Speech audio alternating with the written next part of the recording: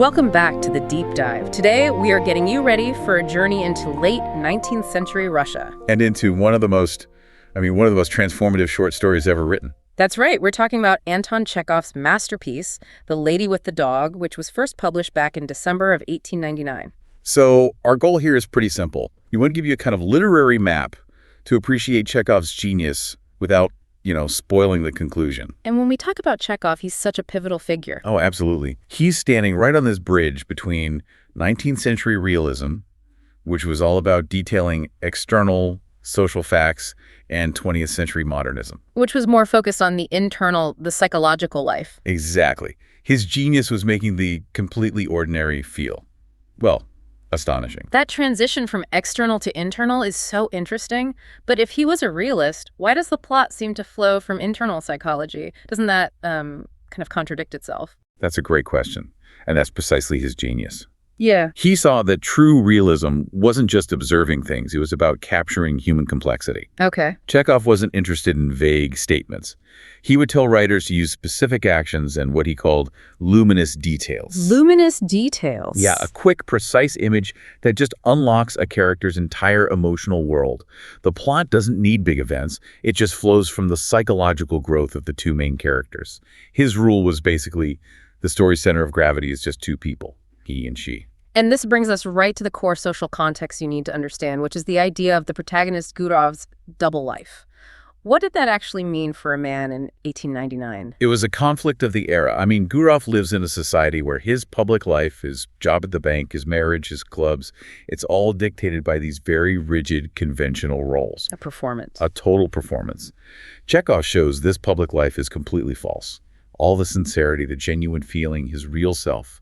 It's all forced underground into a secret internal life. So he's trapped between the respectable lie and the authentic truth he's starting to discover. Exactly, and that's the dilemma. So let's talk about the character who really embodies this, Dmitry Gurov.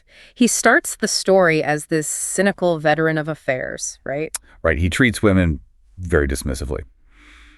But the story charts this really profound, unexpected spiritual journey for him as he genuinely falls in love for the very first time. And how does Chekhov show us that change? Are there specific moments or symbols we should look for? Oh, definitely. A huge one is the mirror. Gurov has always seen himself as this charming seducer, Yeah. But at a critical moment, he glances in a mirror and sees something totally different. Yeah. An aging man. And that simple reflection, it triggers this huge epiphany, a moment of true self-understanding. Wow. And what about the other iconic image, the little dog, the one in the title? Is that just a way for them to meet? It does that for sure. It's a practical plot device. But the dog also carries so much emotional weight.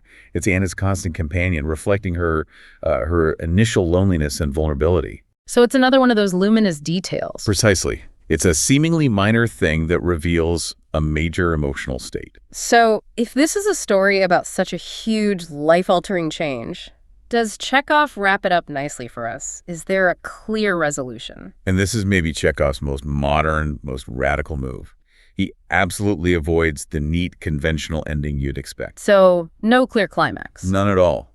He leaves the couple just grappling with the impossibility of their new reality.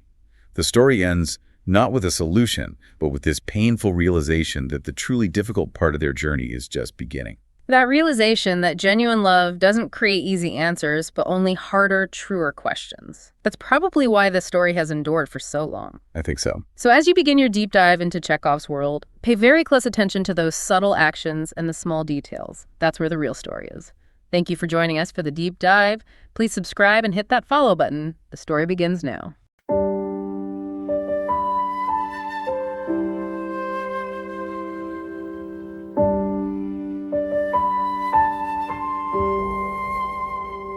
On Yalta's beach where sunlight breaks, where whispers ride upon the waves, a shadow drifts, soft unknown. A lady walks with a little white dog, golden hair beneath her beret, her lonely steps light as sand. In the veranda sits Gurov, 2 weeks in this foreign land. The moment he saw her, The wind had changed. In parks, in squares, he follows her path. They call her the lady with the dog, but none knows her secret name. Nearly 40, trapped in the life I made, bound to routine, dull as dust, a daughter, 2 sons, endless school days. A marriage too young, a choice I regret. My wife's sharp voice, her frozen stare. When she says, Dmitry, I shrink inside.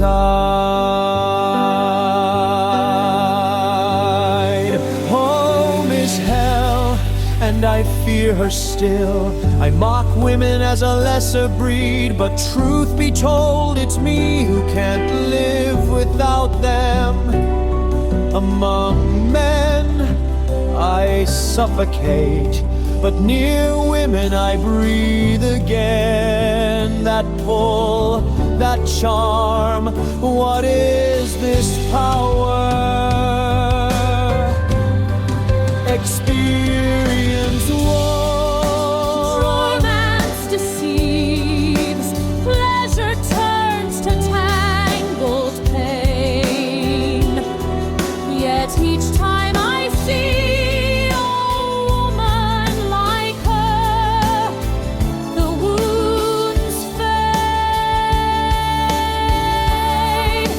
life shines again, simple and sweet. Oh, Yalta, whispering sea, stage of restless hearts set free. She comes with her little white dog, a secret beneath her beret. Let romance fire burn high. Let dull lives wake to light. Love is a trap, but freedom too. The lady with the dog, forever. She came alone, lost in her days, into Yalta's wild tale. Let romance fire burn high.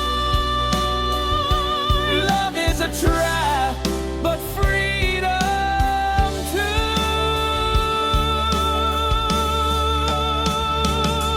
Oh, Yalta, stage of restless hearts set free.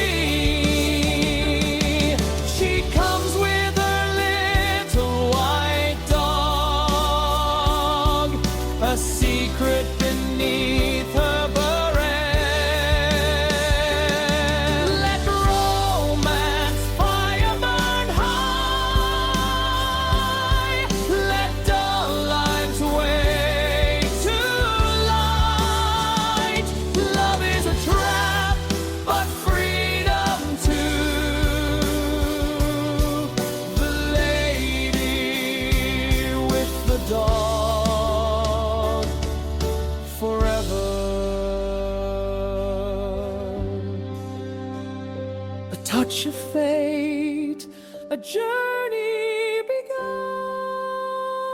The winds of Yalta change everything.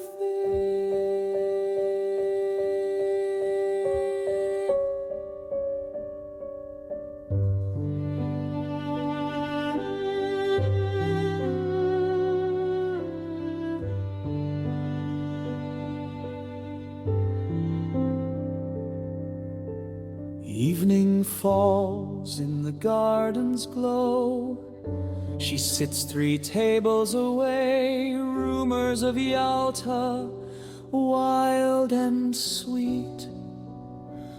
Untrue perhaps, yet hearts still stir, her dross, her movement, her quiet poise.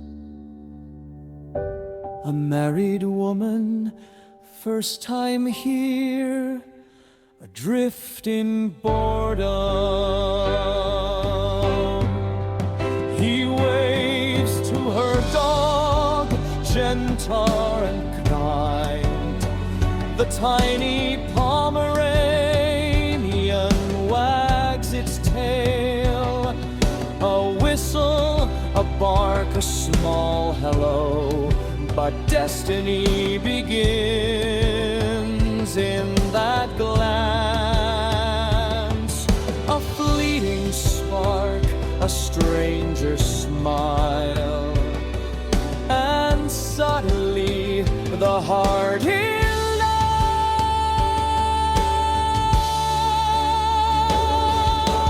Yalta, stage of restless hearts set free.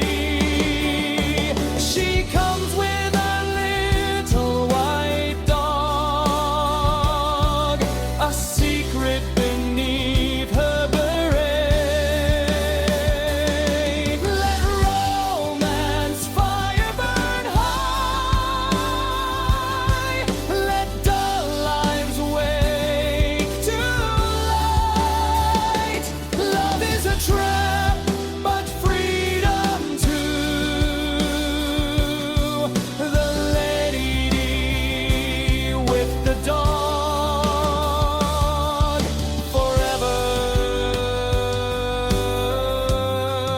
The Lady with the Dog, adapted by Anton Pavlovich Chekhov. This is part 1.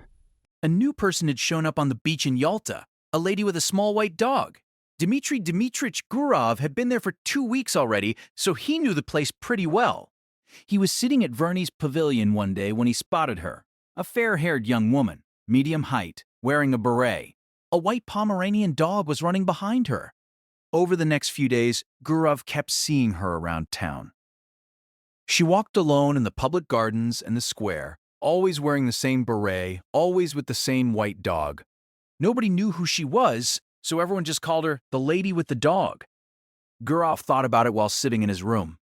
If she's here alone without a husband or friends, it wouldn't hurt to get to know her. Gurov was under 40, but his life was already pretty set. He had a 12-year-old daughter and 2 sons in school. He'd gotten married young back when he was a second-year student, and now his wife looked way older than him. She was tall, serious, with dark eyebrows, always reading, using weird spelling rules, and calling him Dmitry instead of Dmitry. Honestly, Gurov thought she was boring and narrow-minded. He was low-key scared of her and didn't really want to be home. He'd been cheating on her for years. Because of that, he was always talking trash about women, calling them the lower race whenever they came up in conversation. But here's the thing, he couldn't go 2 days without women. When he was around men, he felt bored and out of place. With women, though, he felt free. He knew what to say, how to act. He had this vibe about him, something attractive but hard to pin down that just pulled women in. He knew it, and honestly, he was drawn to them too. Experience had taught him that relationships always got messy. What started as fun always turned into this complicated problem. But every time he met someone new and interesting, he'd forget all that. He'd get excited about life again, and everything seemed simple and fun. One evening, he was eating dinner in the gardens when the lady in the beret sat down at the next table. Just by looking at her, the way she moved, what she was wearing, her whole vibe, Gurov could tell she was a lady, she was married, this was her first TI. Me in Yalta, and she was alone and bored out of her mind.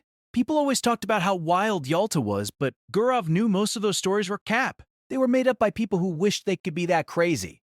Still, when she sat down 3 tables away, he started thinking about those stories. He imagined a quick romance with someone he didn't even know. The thought hit different. He called the Pomeranian over in a friendly way. When the dog came to him, He wagged his finger at it, the dog growled. Gurov wagged his finger again. The lady looked at him, then looked away fast. He doesn't bite. She blushed. Can I give him a bone? She nodded. Gurov smiled. Have you been in Yalta long? 5 days. I've been dragging myself around here for 2 weeks already. They sat in silence for a bit. Time goes so fast, but it's so boring here. She wasn't looking at him. That's just what people say. A guy from some small town like Belyov or Zhidra wouldn't be bored there. But when he gets here, he's like, oh, it's so boring. Oh, the dust. You'd think he just came from Granada. She laughed. After that, they finished eating quietly like two strangers. But after dinner, they walked side by side. They started talking the way people do when they're both free and happy, just chatting about nothing important. They talked about the weird light on the water. It had this soft, warm purple color, and the moon was making a golden line across it. They talked about how hot it was after the day. Gurov told her he was from Moscow, that he had a degree in the arts but worked at a bank, that he'd trained to be an opera singer but quit, that he Ned 2 houses in Moscow. From her, he learned that she grew up in Petersburg, but she'd lived in SNC since she got married 2 years ago. She was staying in Yalta for another month. Her husband needed a break too and might come pick her up. She wasn't even sure what her husband did, something in the government or maybe the provincial council, and she laughed at how little she knew. Gurov also found out her name was Anna Sergeyevna. Later, back in his hotel room, Gurov kept thinking about her. He was sure they'd meet again tomorrow. As he got into bed, he thought about how she was probably just a girl in school not that long ago, like his own daughter. He remembered how shy she seemed, how awkward her laugh was when she talked to him. This was probably the first time she'd ever been alone somewhere where people were watching her, talking to her, all because they wanted something her. He could still see her delicate neck, her beautiful gray eyes. There's something sad about her anyway. And then he fell asleep. Nos, Part 2. A week had passed since they met. It was a holiday. Inside, the air was hot and thick. Outside, the wind was blowing dust everywhere and knocking people's hats off. It was the kind of day that makes you thirsty. Gurov kept going to the pavilion and getting Anna Sergeyevna syrup water or ice cream. There was nothing else to do. In the evening, when the wind died down a little, they went out to the pier to watch the steamer come in. A bunch of people were hanging around the harbor waiting for someone holding flowers. The crowd was interesting. The older ladies were dressed like young girls, and there were tons of military guys everywhere. The sea was rough, so the steamer came in late after the sun went down. It took forever to dock. Anna Sergeyevna looked through her glasses at the steamer and the passengers like she was looking for someone she knew. When she turned to Gurov, her eyes were shining. She was talking a lot, asking random questions, then forgetting what she'd asked. She even dropped her glasses in the crowd. The crowd started breaking up. It was too dark to see people's faces. The wind had stopped completely, but Gurov and Anna Sergeyevna just stood there like they were waiting for someone else to come off the boat. Anna Sergeyevna wasn't talking anymore. She was smelling the flowers without looking at Gurov. The weather's better tonight. Where should we go? Want to drive somewhere? She didn't answer. Gurov looked at her hard. Then suddenly he put his arm around her and kissed her on the lips. He breathed in the smell of the flowers and her perfume. Right after, he looked around nervously, wondering if anyone saw them. Let's go to your hotel. They both walked fast. Her hotel room smelled like the perfume she'd bought at the Japanese shop. Gurov looked at her and thought about all the different women he'd known. He remembered the ones who were easygoing and grateful, happy about whatever time they had with him. He remembered women like his wife who claimed to love him but didn't really mean it. They were all fake and dramatic. And he remembered a few beautiful, cold women who had this greedy look in their eyes, like they wanted to take more from life than it could give. Those women were bossy and didn't think much, and when Gurov got tired of them, their beauty actually made him hate them. But with Anna Sergeyevna, there was still that shy, awkward feeling of someone young and inexperienced. It felt strange, like someone had just knocked on the door and interrupted everything. Anna Sergeyevna's whole attitude about what happened was weird. She was acting like something really bad had happened, like she'd done something terrible. Lay! Her face went pale and sad. Her long hair hung down on both sides of her face. She looked like one of those old paintings of sad women. This is wrong. You're going to despise me now. There was a watermelon on the table. Gurov cut himself a piece and started eating it slowly. They sat in silence for like 30 minutes. Anna Sergeyevna was touching. She had this pure quality of someone good and simple who hadn't seen much of life. The single candle on the table threw a faint light on her face, but you could still see she was really unhappy. How could I despise you? You don't know what you're saying. God forgive me. This is awful. You're acting like you need forgiveness. Forgiveness? No, I'm a bad woman. I despise myself and I'm not even going to try to excuse myself. I didn't just betray my husband. I betrayed myself. And not just now. I've been lying to myself for a long time. My husband might be a good, honest man, but he's such a yes man. I don't even know what he does, but I know he's a yes man. I was 20 when I married him. I was so curious about life. I wanted something better. I told myself there had to be a different kind of life. I wanted to actually live, to really live. I was so curious, and I couldn't control myself. Something inside me just broke. I told my husband I was sick and came here, and now I've been walking around like I'm crazy, and I've turned into this vulgar, disgusting woman that anyone could despise. Gurov was already getting bored listening to her. He was annoyed by how naive she sounded, by this guilt that came out of nowhere. If it wasn't for the tears in her eyes, he might have thought she was joking or acting. I don't understand. What do you want? She hid her face in his chest and held him close. Believe me, I'm begging you. I love a clean, honest life. Sin disgusts me. I don't know what I'm doing. Simple people say the devil tricked them, and I can say that about myself now. The devil tricked me. Shh, shh. He looked at her scared eyes, kissed her, talked to her softly and gently.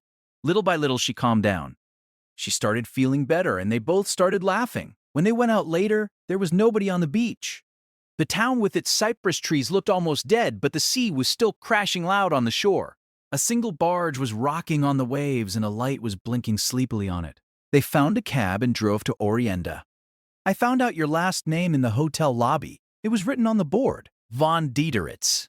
Is your husband German? No, I think his grandfather was German, but he's Russian Orthodox. At Orienda, they sat on a bench near the church and looked down at the sea. They didn't talk. Yalta was barely visible through the morning mist. White clouds were just sitting on top of the mountains. The trees weren't moving. You could hear grasshoppers chirping and the sound of the sea rising up from below.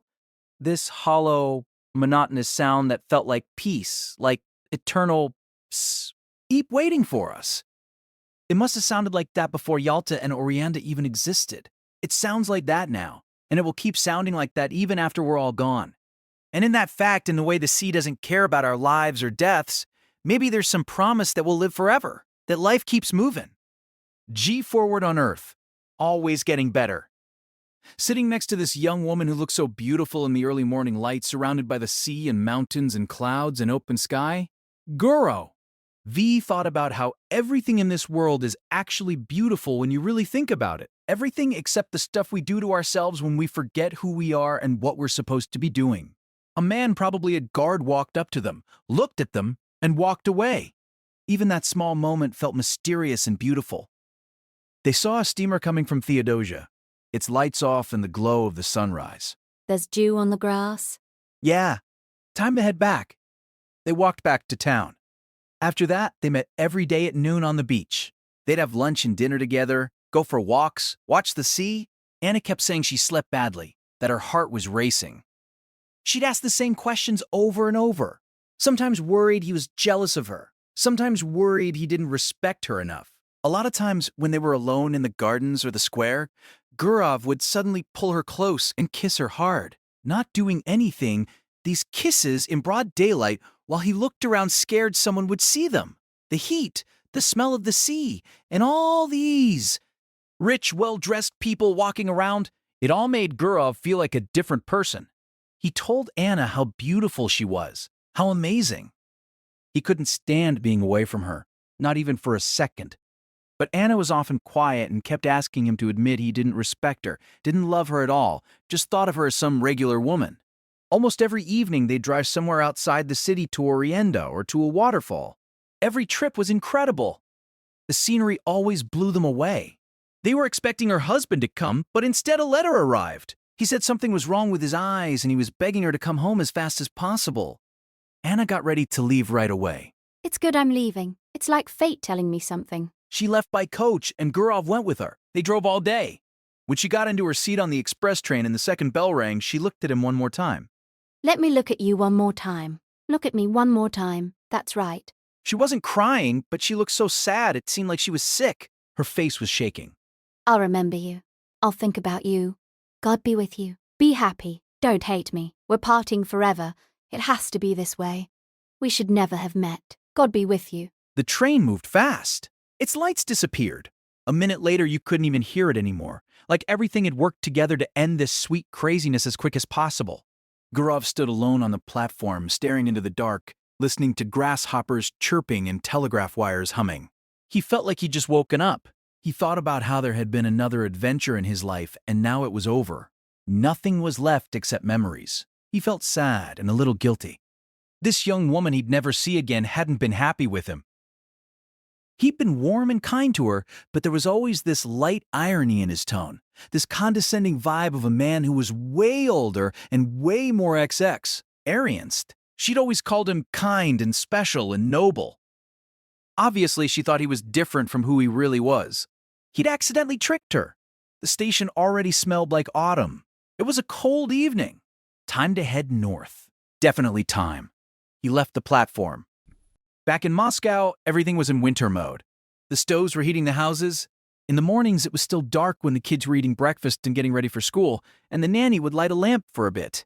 The cold had already started. When the first snow falls and you can go sledding, it's amazing to see the white earth and white roofs, to breathe that soft, delicious air.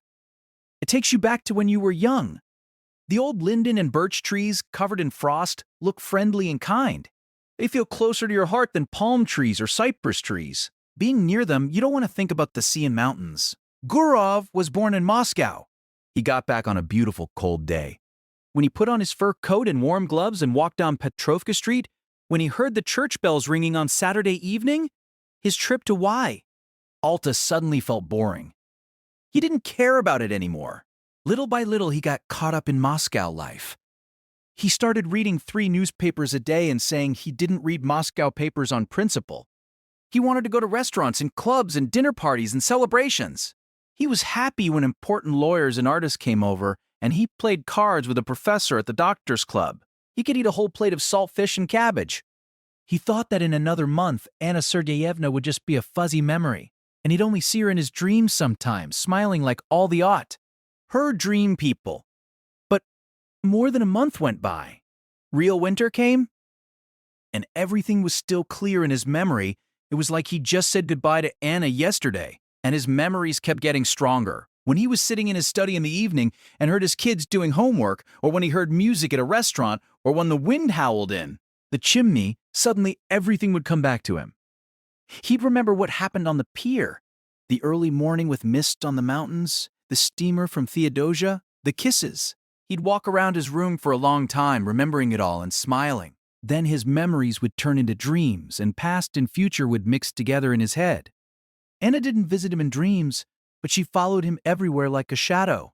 When he closed his eyes, he could see her like she was right there, and she seemed more beautiful and younger and more tender than she really was. He imagined himself as better than he'd been in Yalta. In the evening, she'd peek out at him from the bookcase, from the fireplace, from the corner. He could hear her breathing, the soft rustle of her dress. On the street, he'd look at women, trying to find someone who looked like her. He wanted so bad to tell someone about his memories. But at home, he couldn't talk about his love.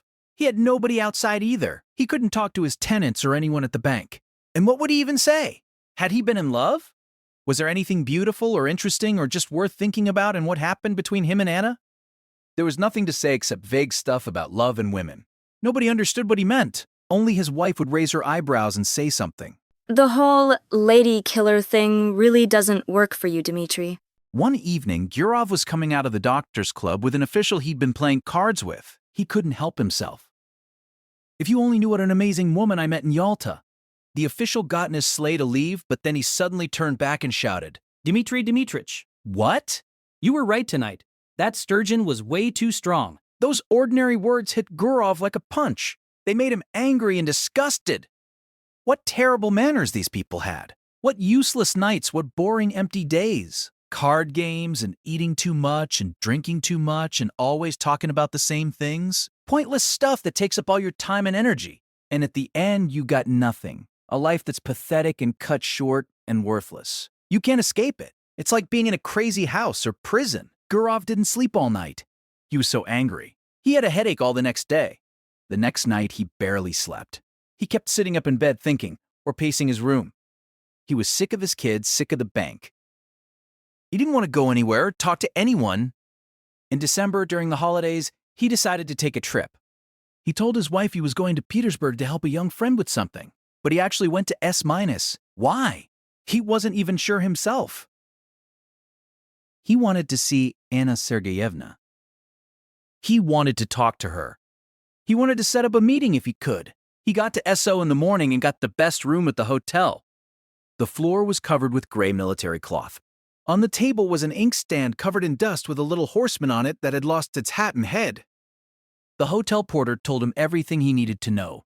Von Diederitz lived in his own house on Old Goncharny Street, not far from the hotel. He was rich, lived well, had his own horses. Everyone in town knew him.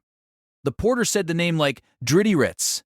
Gurov walked slowly to Old Goncharny Street and found the house. Right across from it was a long gray fence covered with nails. Anyone would want to run away from a fence like that. Gurov thought about it. Today was a holiday, so the husband was probably home. It would be rude to just show up at the house and upset her. If he sent a note, her husband might see it and ruin everything. The best thing was to wait for luck. So he kept walking up and down the street by the fence, waiting. He saw a beggar go through the gate and dogs chase him. An hour later, he heard piano music faint and unclear, probably Anna playing. The front door suddenly opened and an old woman came out, followed by the white Pomeranian. Gurov almost called to the dog, but his heart started beating so fast he couldn't remember the dog's name. He kept walking up and down, and he started hating that gray fence more and more. He thought that Anna had probably forgotten about him by now, that she was probably having fun with someone else. That would make sense for a young woman with nothing to look at all day except that stupid fence. He went back to his hotel room and sat on the sofa for a long time, not knowing what to do. Then he had dinner and took a long nap. This is so stupid and annoying. He said this when he woke up and saw it was dark outside. It was already evening. He sat on the bed, which had a cheap gray blanket like you'd see in a hospital. He was frustrated with himself. So much for the lady with the dog, so much for the adventure. You really messed this up. That morning at the station, he'd seen a poster. The geisha was playing for the first time. He thought about this and decided to go to the theater. It's possible she might go to the first show. The theater was packed. Like all small-town theaters, there was fog hanging above the chandelier. The balcony was loud and restless. In the front row, the local fancy guys were standing with their hands behind their backs before the show started. In the governor's box, the governor's daughter was sitting in front wearing a boa, while the governor himself stayed hidden behind the curtain with Jew. Stayed his hands showing. The orchestra was taking forever to tune up. The stage curtain was moving back and forth. The whole time people were coming in and taking their seats, Gurov was looking at them hard. Then Anna Sergeyevna came in. She sat down in the third row.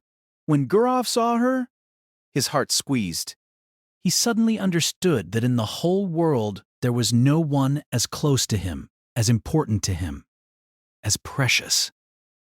This small woman, nothing special, lost in the crowd of regular people, holding a cheap pair of glasses, she was his whole life now. She was his pain and his joy. She was the only happiness he wanted. And while the bad orchestra played and the terrible provincial violins made sounds, he thought about how beautiful she was. He thought and dreamed. A young man came in with the lady tall, kind of bent over, with small side whiskers. He sat down next to Anna and kept bowing at every step. This was probably the husband she'd called a yes man back in Yalta when she was angry. And yeah, there really was something about his long body and his side whiskers and the small bald spot on his head that screamed yes ma'am. His smile was fake and sweet, and he had some kind of badge in his buttonhole like a waiter's number. During the first break, the husband went out to smoke. Anna was alone in her seat. Gurov was in the audience too. He walked up to her with a shaky voice and a forced smile. "Good evening." She looked at him and turned white. She looked at him again with horror, like she couldn't believe her eyes. She gripped her fan and glasses so hard, like she was trying not to faint. They both stayed silent. She was sitting, he was standing. He was scared by how shocked she was, and he didn't dare sit down. The violins and flute started tuning up. Suddenly, Gurov felt terrified. It seemed like everyone in all the boxes was staring at them. Anna stood up and walked fast to the door. Gurov followed her. They both walked without thinking down hallways and up and down stairs. They passed people in legal uniforms and school uniforms and government uniforms, all wearing badges. They caught glimpses of women in fur coats hanging on pegs. Cold air blew on them, bringing the smell of stale cigarettes. Gurov's heart was beating crazy. Oh God, why are all these people here? Why this orchestra? And right then, he remembered when he'd said goodbye to Anna at the station.